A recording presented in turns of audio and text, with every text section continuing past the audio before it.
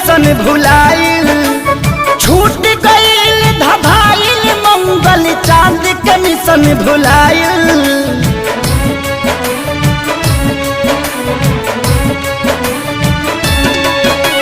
छूट गईल धभाइल मंगल चांद के मिशन भुलाइल।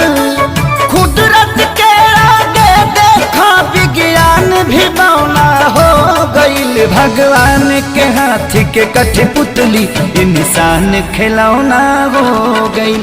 भगवान के हाथी के कठपुतली इंसान खिलौना हो गईल।